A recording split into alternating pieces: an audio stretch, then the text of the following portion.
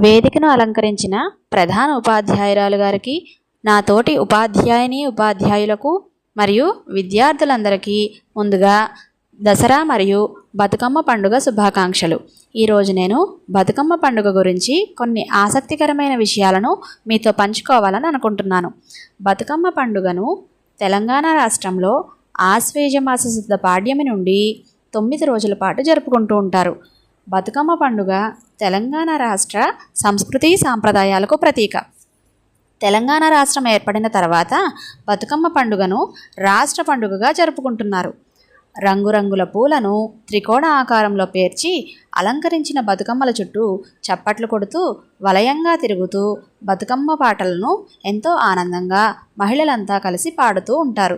బతుకమ్మ బతుకమ్మ ఉయ్యాలో, బంగారు బతుకమ్మ ఉయ్యాలో అని అందరూ పాడే ఈ పాటల్లో మహిళలు ఎంతో ఆనందాన్ని వ్యక్తం చేస్తూ ఉంటారు.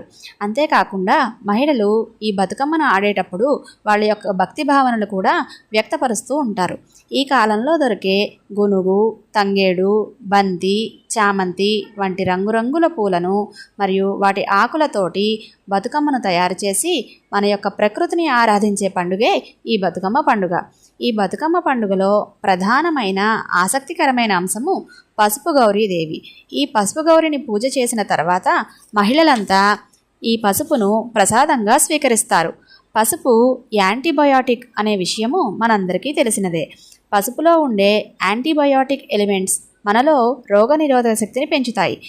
మహిళలంతా కలిసి ఆటపాటలతో సందడి చేసిన తర్వాత బతుకమ్మలను ఆరాధనాపూర్వకంగా చెరువు నీటిలో భక్తి భావనతో నిమజ్జనం చేస్తారు.